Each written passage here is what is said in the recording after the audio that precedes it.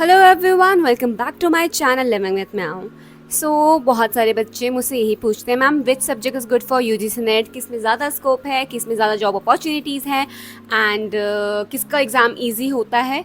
And there were so many questions and comments regarding the same, so I thought कि video बनानी पड़ेगी of course to explain कि कौन सा exam easy होता है, कौन सा सब्जेक्ट आपको चूज़ करना चाहिए, how to choose of course. आज की वीडियो में हम ये डिस्कस करेंगे। And for someone who is just starting with the preparation, then definitely this video is for you. So let's start today's video.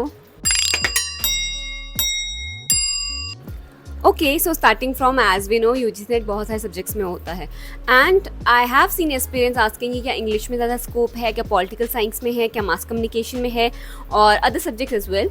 तो सबके सब बच्चों का पहला क्वेश्चन अगर ये है कि कौन सा सब्जेक्ट आपको चूज़ करना चाहिए, कौन सा सब्जेक्ट ईजी है। Okay, now coming to the direct point, कौन सा सब्जेक्ट ईजी है for UGC NET. Now there is no one subject which is actually easy. Now subject easy कैसे होगा, अगर वो आपको पसंद है। एज आई ऑलवेज सेड, कोई एक ऐसा सब्जेक्ट है ही नहीं कि आपको लगेगा कि हाँ ये ईजी। मैं आपको बोलूँ कि इंग्लिश में ईजी होता है तो गो ऑफ फॉर ईजी, मतलब गो ऑफ फॉर इंग्लिश, और मास कम्युनिकेशन में ईजी है so go off for mass communication, because ऐसा कुछ है ही नहीं। There is no one subject which is easy. As we know, UGC NET का pattern is paper 1 and paper 2. Now paper 1 is something which is common for all the UGC NET aspirant and paper 2 is your own subject. So own subject का मतलब कि वो subject जिसमें आपने masters किया या graduation किया and you are comfortable in reading and learning it. So अपना पेपर 2 का सब्जेक्ट आप कैसे चूज कर सकते हैं। Now look for a subject जो आपको एक्चुअली जेन्युइनली बहुत ज़्यादा इंटरेस्ट करता है, ठीक है। बिकॉज ऐसा कोई एक सब्जेक्ट नहीं है जो आपको आसान लगेगा, वो सब्जेक्ट आपको आसान लगेगा जो आपको जेन्युइनली अच्छा लगता है, जिसको आपको पढ़ने में ईजी लग रहा है, जो आपको समझ में आ रहा है, जिसमें कि आप आगे एक्चुअली रिसर्च कर सकें। सो ऐसा कोई एक एक्चुअली पेपर नहीं है जिसमें ऐसा हो कि हाँ मतलब ये तो ईजी आता है। अदरवाइज अगर कोई ऐसा सब्जेक्ट होता कि हाँ मतलब ये ईजी है तो शायद मैं भी उसमें दोबारा यूजीसी नेट दे देती, पर मुझे खुद पता है कि ऐसा कोई एक सब्जेक्ट नहीं है। No, for me my subject was easy because mass communication journalism, जिसमें मैंने ग्रेजुएशन किया, जिसमें मैंने मास्टर्स करी, तो मुझे वो हमेशा से आसान लगा and that is for very very good reason, क्योंकि मुझे पता था कि मतलब हाँ ये तो मतलब मैं कर सकती हूँ। So this no one subject की जो ईजी हो, ईजी नहीं होने वाला है। All you have to do is you have to go and understand कि कौन सा सब्जेक्ट आपको आसान लग रहा है and this can vary from individual to individual. Okay, now as we know paper 1 since सबके लिए सेम है, तो पेपर 2 का आप क्या कर सकते हैं, अगर आपको सब्जेक्ट चूज करना है, right, and now have to see कि आपको सब्जेक्ट इंटरेस्ट कर रहा है नहीं कर रहा है, जाके सिलेबस देखो, यूजीसी नेट का सिलेबस देखो, या फिर जब आप ग्रेजुएशन और मास्टर्स में है तो जाके देखो कि क्या वो सब्जेक्ट में जो भी सिलेबस है, जो भी कंटेंट है, वो आपको समझ में आ रहा है नहीं आ रहा है। So if you are someone who is starting 11th-12th में हो and you have to choose your graduation subject, then go check the syllabus of that subject. Psychology हो गया, पॉलिटिकल साइंस हो गया, हिस्ट्री हो गया, एनवायरमेंटल स्टडीज हो गया, कंप्यूटर साइंस हो गया, गो एंड चेक कि उसका सिलेबस क्या है, उसमें क्या क्या आता है, so that you have a idea कि क्या ये सब्जेक्ट मेरे लिए बना है, क्या ये सब्जेक्ट मैं पढ़ सकती हूँ, मैं ये सब्जेक्ट नहीं पढ़ सकती हूँ, लाइक दैट, ठीक है। तो मतलब उसको पढ़ोगे नहीं ना जब तक आपको समझ ही में नहीं आएगा कि सब्जेक्ट एक्चुअली मुझे अच्छा लग रहा है नहीं लग रहा है। And once you understand and once you love that subject, तो वो सब्जेक्ट ईजी हो जाता है। Now if I tell you कि mass communication journalism easy subject for UGC NET, now this easy is for me, but what is easy for me might not be easy for you, getting me. तो मतलब जरूरी नहीं है कि वो subject मेरे लिए ईजी है तो तुम्हारे लिए भी ईजी होगा, तो तुम्हारे लिए जो ईजी हो क्या पता मेरे लिए ईजी ना हो। Now this differs from individual to individual, इसीलिए कह रही हूँ जाके पहले कंटेंट जाके देखो, उसके बारे में पढ़ो। नाउ एक और क्वेश्चन था कि हमें कैसे कौन सा सब्जेक्ट चूज करना है।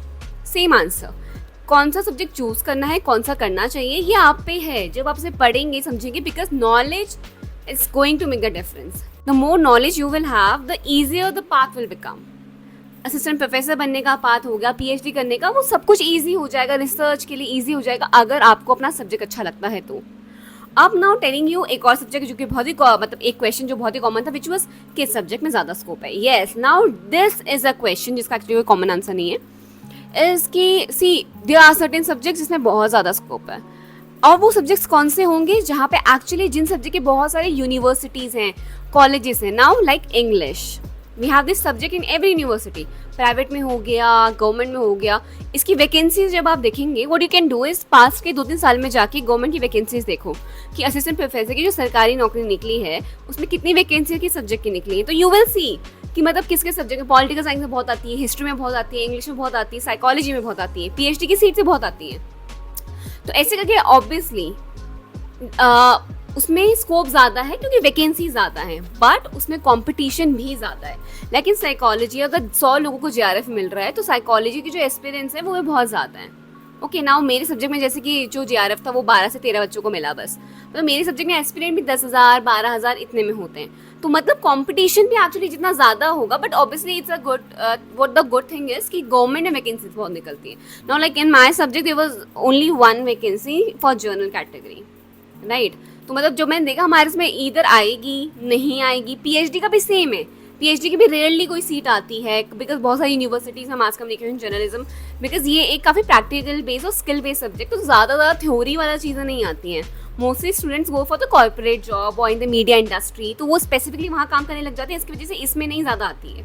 ठीक है, सो आप ये वैकेंसी देखने का एक ही तरीका है जो आप फॉलो कर सकते हैं। एंड आपको क्या करना है, 2-3 साल की पहले जाके वैकेंसी देखो, सरकारी की वैकेंसी देखो और देखो कि इस सब्जेक्ट में क्या कोई वैकेंसी आई है, कोई वैकेंसी नहीं आई है, और अगर नहीं आई है तो डू यू नो कि 2-3 साल में अगर कोई एक वैकेंसी आ रही है तो उसका क्या स्कोप है। Same goes for private universities में भी ऐसा है। काफ़ी सारी प्राइवेट यूनिवर्सिटीज़ में ऐसे कुछ बहुत ही कॉमन अच्छे सब्जेक्ट्स हैं, like MBA is a subject जो कि हर प्राइवेट यूनिवर्सिटी में आपको मिलता है। So for that we'll need professors. तो एमबीए का प्राइवेट में तो बहुत अच्छा स्कोप है, बिकॉज वहाँ पे हर प्राइवेट यूनिवर्सिटी एक एमबीए करा रही है, और MBA is actually a very thriving course. बच्चा हर कोई बिजनेस करना चाह रहा है, अगर उनके पापा का भी एक्चुअली बिजनेस है, दे नो कि एमबीए तो करना पड़ेगा, राइट। तो एमबीए कैसा सब्जेक्ट है जो कि बच्चा कर रहा है। एंड अगर आप देख रहे हैं खुद को कि मतलब प्राइवेट यूनिवर्सिटी पढ़ाने के लिए ठीक है, आपको बिजनेस में इंटरेस्ट है, तो MBA is a good subject for you, then you can go and check things out. तो मतलब now this is a way if you are someone who is just you know looking for कि आप vacancy कैसे देखें, scope क्या देखें। तो government में स्कोप देखने का मैंने आपको बता दिया है। लास्ट में जाके राजस्थान, हरियाणा, हिमाचल, उत्तराखंड, इन सब पे जाके वैकेंसी देखो, और जहाँ भी आप जिस भी रीजन से हो, आपका स्टेट जो भी है, वहाँ जाके देखो कि क्या सरकारी में वैकेंसी आई तो कितनी आई, कैसी रही, ये सब जाके आपको चेक करना होगा। तो now this is one way, right. And private में आप जाके ऑब्वियसली वैकेंसी देखो, कॉलेजेस में मतलब कॉलेज की वेबसाइट जब आप देखेंगे किसी भी कॉलेज की, जाके देखो कि वो कौन कौन से कोर्सेज ऑफर कर रही है। Now this is what I did, मतलब मेरा तो ये तरीका है, मैं जाके देखूंगी। मतलब इट्स नॉट लाइक कि मुझे तो पहले से ही पता होता कि मतलब पहले से मुझे पता होता कि मतलब ये एक सब्जेक्ट है, ये तरीका है, मतलब ये मैंने बाद में जाके सीखा है। ठीक है, पहले तो मतलब मास कम्युनिकेशन इज लाइक मुझे जर्नलिज्म अच्छा लगता था, तो मैंने इसलिए कोर्स किया। एंड ऑब्वियसली मेरा ऐसा बहुत पहले से प्लान नहीं था टू बी अ प्रोफेसर, वो मैं बन गई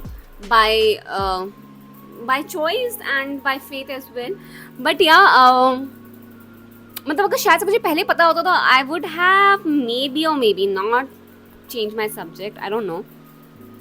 but yes, if you are someone who is just starting then this is going to help you. Courses जाके देखो, प्राइवेट में जाके देखो कौन कौन से सब्जेक्ट्स होते हैं, क्या यूजीसी नेट इसमें एग्जाम करवाता है नहीं करवाता। No, this is one way, ठीक है।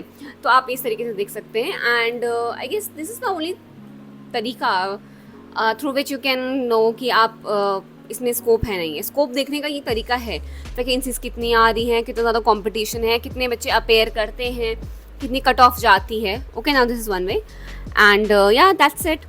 ऑल्सो इफ यू समवन जिसने अभी तक मेरे हैंड रिटन नोट्स नहीं लिए हैं of UGC net paper 1 and paper 2, सो अभी ले लो। और मुझसे बहुत सारे बच्चे पूछते हैं कि अभी हम 11th-12th में या ग्रेजुएशन में, तो आपका नोट्स हेल्पफुल है नहीं है। ऑफकोर्स मतलब if you have that target कि वो यूजीसी नेट करना है, then you can definitely buy my notes and you will get a gist of the exam कि ये सारे कॉन्सेप्ट्स होते हैं। So you can definitely go and buy them. अभी बहुत टाइम है to prepare, but yes you will get a gist of the paper कि ऐसा पेपर होता है, ये सब चीज़ें पूछी जाती हैं। So it is definitely going to help you in your preparation. So for someone जिसने अब तक नोट्स नहीं लिए हैं, गो चेक माई लेटेस्ट मतलब कम्युनिटी पोस्ट देखोगे तो उसमें एक्टिव लिंक्स हैं, उन पे जाके आपको अपना भरनी होंगी डिटेल्स गूगल फॉर्म के through, and with in 24 hours you will receive all the handwritten notes. So yeah, that's it. I believe that's it for today's video, and I hope that this was helpful, and I hope I answered your question. And yeah, for more questions, keep commenting, keep giving your feedback, and I'll see you in my next video. Till then, tada bye bye, take care, and best wishes with your preparation.